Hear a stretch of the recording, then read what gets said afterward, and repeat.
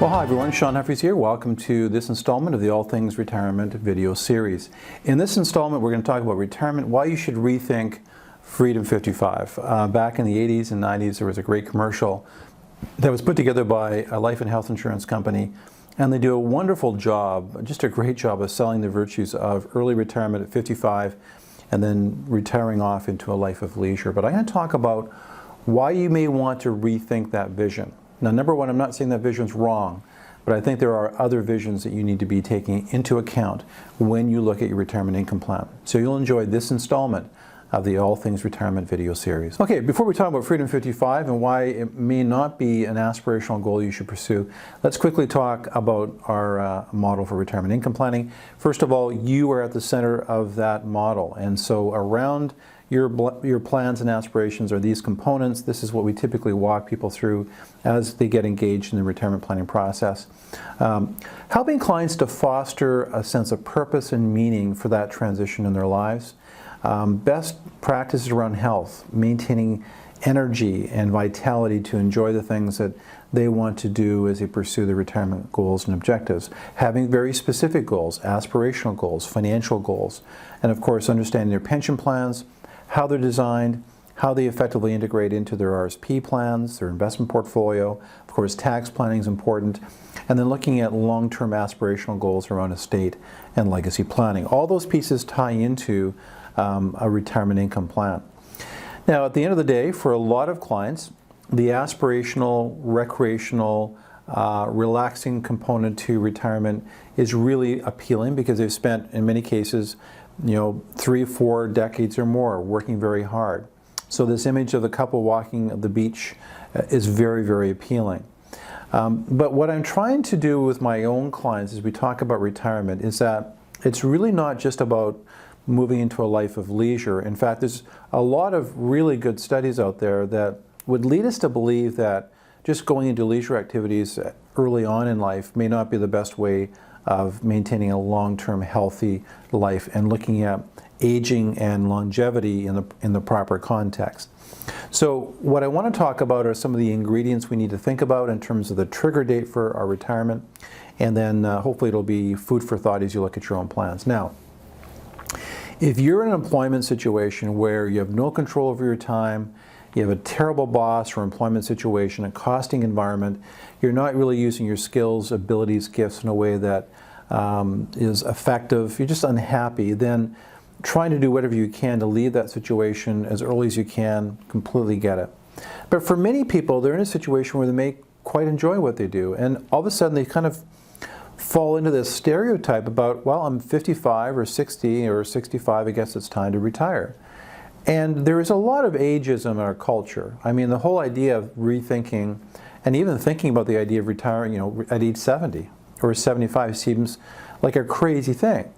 But there are a lot of people in retirement who work long past age 65, not because they have to financially, because they want to. And so what I'd encourage you to do is kind of rethink your vision for what work looks like and begin thinking about that long before you actually hit that age 55 or 60 retirement date. So what I want to do is talk about a few of the components.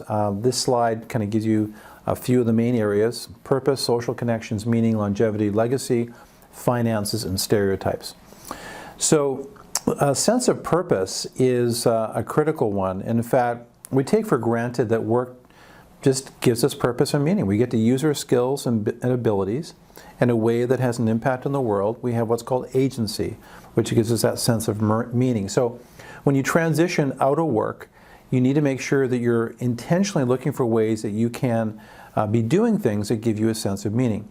You can only golf so many rounds of golf or travel so many trips, around the world or cruises before eventually a life of leisure gets really tiring. And I know that from just working with hundreds of families as they've transitioned through retirement. You need to have ways of creating purpose and meaning in your life. So that's the first thing. So one of the reasons you see people gradually phasing from retirement, right, to retirement, not retiring boom at age 55, but maybe going part-time, maybe doing contract work, being self-employed, is they get a sense of purpose through using their skills and their abilities. The second thing is social connections. Again, one of the reasons you would not transition to a sudden retirement is that the relationships we have at work are critical to our overall health. Study after study has confirmed that those aspects of our life, the relationships, our family connections, our work connections, social meaning, social context of relationships is really, really critical. So as you transition through to your retirement dreams, holding on to some of those links could be very good from a health, an emotional and physical health standpoint. We've already talked about meaning. Longevity is a critical one. And what's interesting about work, and you may not believe me, but I'll actually have on the notes a link to the study, is this whole fight or flight kind of experience we have at work. We have to do a presentation. Boss gives us a deadline for a report that we have to work really hard. Client gives us grief and we have to work hard to deal with a client issue or concern or anger, whatever it might be. Believe it or not, we're wired to sort of oscillate between those two things. Running from the tiger, fighting from the tiger, or then the relaxation response. And it's not bad to experience those things. And if you leave the work context and you're now in the life of leisure and you're not being challenged, that actually erodes long-term health. We have this idea in the world that a lack of volatility in our lives, whether it's financial volatility, health volatility, challenges, that kind of thing, the sweet spot is to get yourself in a situation where you're not experiencing volatility or challenge. But studies confirm, and we kind of know anecdotally in our own lives, that to be challenged is to grow, right? So the whole notion of, oscillation, challenges, relaxation, challenges, relaxation. You need to figure out ways of challenging yourself as you transition through to full retirement. And by having a gradual transition, that can help to facilitate that. The other thing around longevity, and I'll tie it to finances, is that people are living longer. And we have a double whammy in that with an aging demographic and Western democracies and governments being pressured more and more, larger deficits, larger budget debts, it's getting harder and harder for governments to cope with the increasing healthcare costs that are out there. And so we know those costs are going to ramp up. Politicians may not tell us that, but that is the reality. You ask anyone that works in the healthcare system. So if I'm 65, my wife's 65, we're both healthy, there's a close to a 40% chance that one of us is probably going to live until our mid-90s. And so if one of us, goes through capital, deal with healthcare issues, and then you have another of the couple that continues living a long life, that puts a lot of pressure on finances. So by extending your work career, by having part-time income, contract income, it allows you to protect some of the value of your portfolio that much longer to deal with some of those contingencies down the road.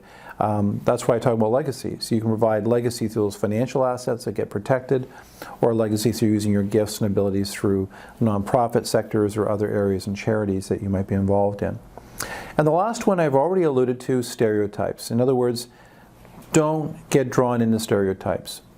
Don't think that you've got to retire just because you're age 65. If you are working and you enjoy your work and you've got skills and gifts that are making a difference in this world, then well before age 65, you need to think through, if you're not there yet, how you can organize your work life that maybe there's a contract opportunity. Maybe you can have some side hustle jobs that when you retire from your current job, there'll be other opportunities that will create income for you to allow for that more gradual transition. So I hope I provoked you to a little bit of thought. Like I said, I'll have links below that will allow you to go to some of the studies that I mentioned. Now, we provide coaching services for retirement income planning. And so if you're in a situation where you've never worked with a retirement income planning coach, I'd encourage you to consider it.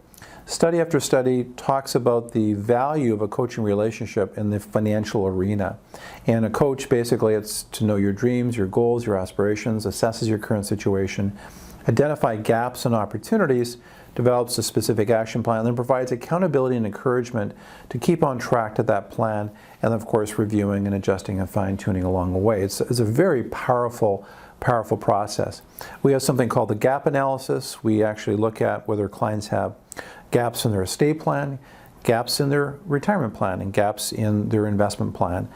Those are really critical areas, and if you want to get a sense as to whether you're tracking in the right direction or proactively want to know whether you have gaps in your plan, then take advantage of our gap analysis. We'd love to talk to you about the process and how it could help you be more clear around your goals in the whole financial area. If you want to reach out to us, ask Humphreys@Asante.com, 204-977-8049. Of course, the website is SeanHumphreys.com. Anyway, I wish you all the best in your retirement income planning goals, whether it be age 55, 65, or 75. You take care. Bye-bye.